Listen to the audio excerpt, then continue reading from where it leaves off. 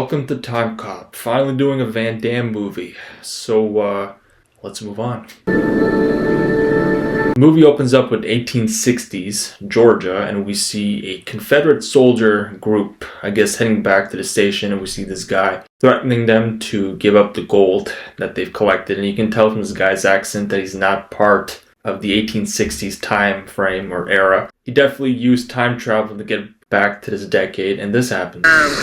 Please give me the gold. So he shoots the Confederate soldiers, and I think he steals a gold, but we are fast forwarded to the Covert Operations Committee facility in 1994. United States government officials, and here we see Spada, this NBA player looking guy, discussing the new revolutionary concept, time travel. Time travel. One of the guys sitting there is Senator Aaron McComb, played by Ron Silver, semi-known actor from the, mainly 1990s movies, who was actually dead. He actually died in 2009 from cancer. But of course, judging by the look on his face, he definitely has a plan ready by taking advantage of this concept. So Spada also says that the TEC will also be formed. TEC stands for Time Enforcement Commission, just like, FBI, CIA, DEA, FDA, you get the picture, right? But mainly for time travel management this time. The TEC will be led by Matuzak over here, played by Bruce McGill, prolific actor in many movies, including this one. I've seen National Lampoon's Animal Farm. You'll recognize him there too. And then, Exit Wounds with Steven Seagal, pretty good examples. But Senator McComb will be partially funding this time travel concept, okay? Yeah, I'll do it. The next scene, we are at a mall somewhere in Washington, and here we meet Melissa Walker, played by Mia Sara. Pretty sure she was in Ferris Bueller. Walking and waiting for her husband, who is the movie's hero. To satisfy a woman. He's not here when I turn around? Max Walker, played by Jean-Claude Van Damme, and he tells her that he will be taking a new job with Matuzak, and it's pretty obvious that he's talking about the new TEC job that he'll be recruited for. It will be a new change for both Walker and Matuzak, since they are friends, even before the TEC is going to be formed. Wolverine? Between the lines. Get the fuck out of here. Good. Yeah, I never really understood how Chuck Norris in the previous movie and even Jean-Claude Van Damme here are able to do those kinds of kicks with jeans on. Maybe they're stretchy jeans, you never know. And that's done, and we see these two guys watching Walker, and these two are, of course, sent by Senator Aaron McComb from the future. You will see later in the movie. And they've disappeared, and the two now get their picture taken. Max and Melissa, and of course Walker has to pay for it. Now, in today's world, anyone, anytime can take a picture of you without you knowing it and post it anywhere on the internet with smartphones. Yeah, weird times, man. Moving on, we are back at the Walker house, and now the two are having sex. I'm not going to play it, so watch it on your own time. They're done, and now Melissa has something to tell Max, and now the phone is ringing. Looks like a call from Matuzak, as Max looks like he has accepted the job with the TEC, Time Enforcement Commission, and he has to go, and Melissa is all sad that Max is leaving because she has something to tell him, but he'll come back and listen later. And this guy punches Max and takes Melissa with him, and the same two guys from the mall who were watching Walker after giving back the old lady's purse now beating him up. And they thought they've killed Walker, and like every cop, he always wears a bulletproof jacket and tries to run inside. Walker's house blows up, and you will see how the house blows up and who was inside it much later in the movie. So fast forwarded to another time from the past, 1920s Wall Street, New York, and here we see a murder scene. Looks like the dead body was also from another time, using time travel and have himself dumped here, the dead body. And here we see Atwood, Wall Street stockbroker, taking the elevator up back to his office as he talks to the elevator conductor. Back when they used to have, elevator conductors, operators, whatever they're called. But Atwood looks like he's not from this time period as well, from the way he looks, and is walking towards his office. He sits down, takes out some newspapers, and reads the stock section from a 1920s American newspaper, and takes out a modern-day newspaper from a 2004 time period while listening to music, and takes a look at both newspapers and circles vital information. I'm guessing that's the type of gold or oil whose value has increased between October 30th, 1929 to October 30th, 2004. Yes, of course, it's a 75-year difference, and as Spada said before, and I forgot to mention this, going back in time can make someone very rich, and Atwood took advantage of that. but he's obviously being controlled by someone else here. Atwood grabs a phone and calls Ross about a rich probable future, and the time machine pocket comes up, and we see the 2004 version Max Walker, as he knows everything about time travel this time and has spent a lot of time working for the TEC, and now understands how it works. Wow, first 10 minutes, we're already in 2004. It's obvious that Atwood is not from the 1920s. He is a TEC officer and sold himself for a quick profit, and he is also Max Walker's partner in the TEC. So Atwood pushes a button under his desk, and these two 1920s looking bodyguards, and one of them tries to act hard. So John L. Sullivan himself. John L. Sullivan, by the way, is a boxer in the 1920s, and of course we all know who Mike Tyson is. But Max Walker kicks the shit out of the other bodyguard, and he does the whole hard to kill ending routine here. You know, Steven Seagal. Stay tuned for that video in the future, by the way. But Atwood grabs a futuristic gun and starts shooting Max Walker. The secretary walks in and the shooting continues, and Atwood is out of ammo. So Walker goes up to Atwood, and Atwood tells him that he's doing all this for Senator Aaron McComb. Not a surprise there. And that he's doing all this time travel bullshit to become president quicker. So Atwood says that if he doesn't do all of this, McComb will kill his family. Walker doesn't care, and Atwood has no choice but to jump. Walker follows him along and takes out the time travel remote and opens up the pocket to take himself and Atwood back to present-day Washington 2004. Oldest brother of Mary. We are now at the TEC headquarters, with Atwood being taken to an instant courthouse, and he won't speak up for himself, so therefore he is sent back to the 1920s, where he was falling down as punishment for, I guess, the death penalty by murder. Yeah, this scene always reminds me from Marked for Death, another Seagal movie, when that Jamaican falls down from the building. Or it might have been a brighter day. But back to the TEC headquarters, and we see Chief Matuzak, and we also see Spada walking in with Senator McComb this time. Future version of Senator McComb, not the one that we saw in the beginning. That was 10 years earlier. And Matuzak gives him a tour of the TEC. How many? These all of your agents? Most of them. So we see McComb speaking to Walker and have a very hateful staring occurring between the two. McComb wants Walker to come along the tour. Walker brings up Atwood during the tour and pretends not to know him, and the staring continues. So Matuzak takes Spada and McComb to the office area and leaves the next scene. We see McComb in his futuristic limo while discussing his presidential campaign strategies. So McComb's solution to easily winning the presidency is to offer money. So back to headquarters, Walker is staring at the picture of McComb with Matuzak walking in. Sure is a handsome devil, isn't he? He's not my type. Not gay, you know I'm not gay. Walker tells Matuzak that McComb is going to shut down the TEC department for revealing the truth about McComb. So Matuzak invites him home for dinner, but Walker refuses. Hey, I know that. Walker's all ready to go home. Not the same house this time. He's in an apartment since it was blown up 10 years ago. With his wife inside it, and now he's watching her in these old recordings. The next morning we see Walker as he left the TV on with the news headline addressing McComb's current status about the presidency, and is now attacked by McComb's guys, and as you can see, it's the same guy from the limo. And this Asian guy comes out with 2 knives and tries to attack Walker and use him as a shield from getting electrocuted or tased. So the water has now fallen to the floor, giving Walker a chance to do this.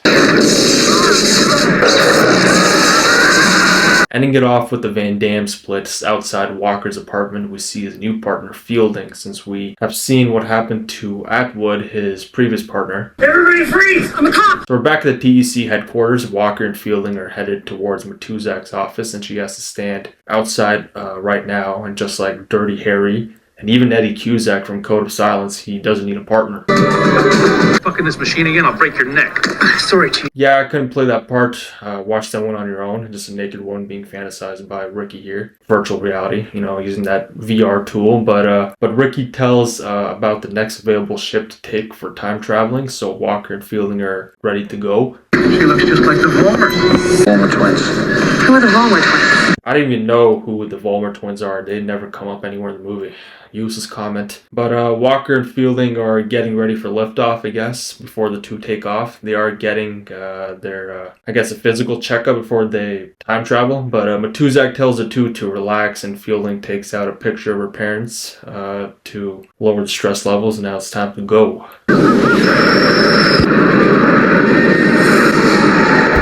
Funhouse faces there. Now they are back in Washington in 1994, outside of Washington, D.C., based on this digital map, since that is where Walker and Fielding have to go to. And Fielding is having a nostalgic thought. And tell me not to sleep with Bobby Morgan after my party. So now they're at the location outside of Washington, and they pass by this white car and a factory owned by McComb, of course, as well as someone named Parker, who we will see right now. So the two sneak in, and here we see a young Aaron McComb talking to his business partner Jack Parker, who are co-owners of this time travel company, and Parker tries to buy out McComb. Parker tries to buy out McComb by giving him this check.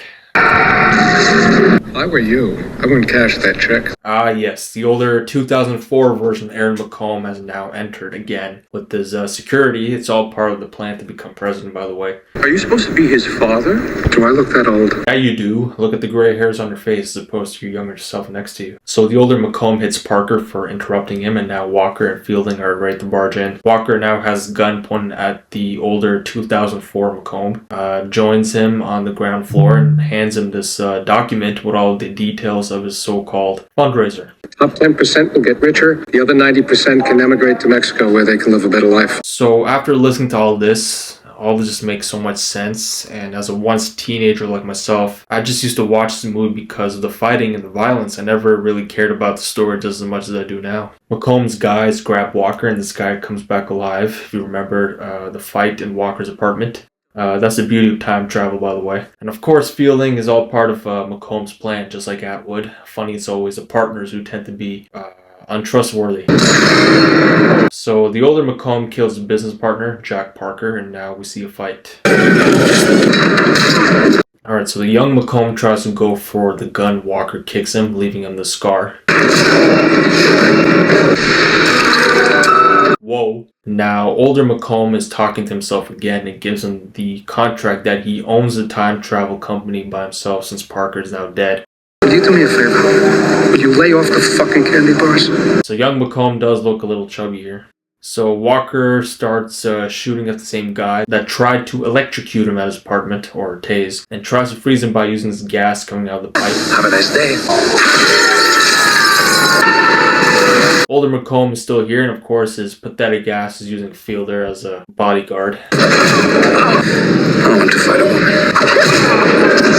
And at this point, and goodbye Fielder. And McComb walks backwards into his time travel pocket, and the same goes for Walker, and is magically back into the TEC ship by himself. And you'll see that McComb's name is there by itself on the company name since he killed Parker. Matuzak is back and tells Walker that McComb is winning the election polls, and everyone here is just so different since the last time travel occurrence, and even Ricky looks different here now too. Walker is telling Matuzak that the time travel settings have changed everything, and he doesn't even remember Parker and Fielding. So Walker goes to the TEC computer and searches up Sarah Fielding to find her, and there's no record of her since she's been killed.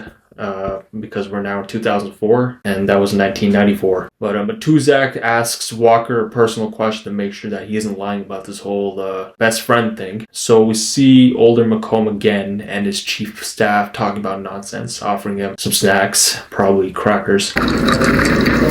Matuzak is still figuring out who his best friend is. Now Walker wants access to the time travel ship, and these army guys are blocking it. So what does he do? So he boards the ship and to shut up Matuzak to prove that Walker is his best friend. Had your wife's goulash 100 times. Always too much salt.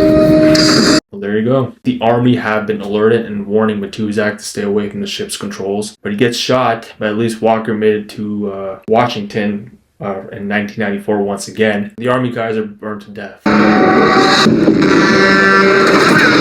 Pretty obvious that's a green screen right there. So we're back in Washington 1994 once again, and Walker's now calling in from a phone booth wanting to know if there are any Jane Does who are in the hospital right now. that are injured and has located one in a nearby hospital, the Washington Medical Center. Here we see Melissa Walker in the same clothes from the beginning of the movie. Either she's a doctor or she just came here for a pregnancy test, which is most likely the second option, since that is what she wanted to tell Walker in the first 10 minutes of the movie before starting his new job for the TEC. But Walker has now entered the hospital looking for the Jane Doe. And that Jane Doe is, of course, Sarah Fielding. And she wakes up and recognizes Walker instantly. And he wants her to testify against McComb since she knows everything about him. Fielding says that her blood's been taken out and Walker goes to get it and she agrees. And now Walker's in the blood room, and as he looks through, he finds Melissa's blood sample with the positive status for a pregnancy test. And now Walker's like, I fucked up. But Walker heads back to the room with Fielding, already killed with his poison injection shot into her blood tube. And this nurse walks in and yells for help and already thinks that Walker did all this. Funny how accusations are easily made without any evidence. But and looking at those shoes, I think we all know who did this. Yeah, it's the same two guys that were in the first 10 minutes of the movie. And yes, they worked for McComb, like I said before, and Walker runs out of the hospital. And we are back at the same mall again from the first 10 minutes, and we see 2004 Walker preventing the same thief stealing the old lady's purse in advance. And 2004 Walker runs towards 1994 Melissa, and he tells her everything eventually, while the same two guys from the beginning are watching him, but run away this time. So he takes her with him, and this guy marches looking for them, and now Walker tells her everything about this whole time travel thing, and even shows her his 1994 Max Walker walking around the mall looking for her. Wow, she's already cheating on the 1994 Max. Wow. And now 2004 Max looks away and waits for 1994 Max to get to Melissa. And again with the same scene. Back at the covert operations building, and here we see young Senator Aaron McComb again, talking about his interests about the president's limo. And now we are back in 1994 at the Walker home with the same scene repeating, and now 1994 Max picks up the phone and Melissa walks downstairs to talk to 2004 Max, or as she asks specific questions, but she has to stop 1994 Max from allowing to leave for work to prevent the beginning of the movie to happen again. I'm pregnant. In 2004, Max Walker stops the same guy, and it's these two again. This guy gets inside the house, and 2004 Max starts beating him up. 1994 Max walks out onto the roof, and to find that Melissa escaped up there, and she is now ready to fall down, and this guy is ready for the two to fall down. Melissa aims for the gun that 1994 Max Walker has dropped on the gutter of the house, and she uses it to kill the guy. And 1994 Max Walker climbs onto the roof and gets shot and falls down to the ground from the roof. So this guy thought it was Max Walker coming towards him. It turns out it's a sweater. But one of the McCombs guys have entered and starts attacking 2004 Max Walker, and we see this. So 2004 McComb has Melissa with a gun pointed at her and tells him that he is winning the election poll and has planted a bomb to blow everything up. And we see this guy still thinks he killed 1994 Max Walker, but 2004 McComb is smart enough to know that. No, he's not dead, you moron. If he were dead, he would not be here. But 1994 Max Walker climbs up and shoots most of McComb's guys, and he can't believe what he just saw. 2004 Max Walker saves his 1994 self. It's about time, and back to this. But 2004 McComb isn't as stupid as you think he is. You know what happens then? We're all going to be... My young self is still going to be president. He is voluntarily willing to get killed with Walker and Melissa since his younger self will win the presidency by default. But Walker now knows that the only way to wipe someone out for good. Left a message with the Senate operator. I didn't leave any message, you fucking idiot. 2004 Walker signals Melissa to hit 2004 McComb in the balls, and this happens. Viewer discretion is advised.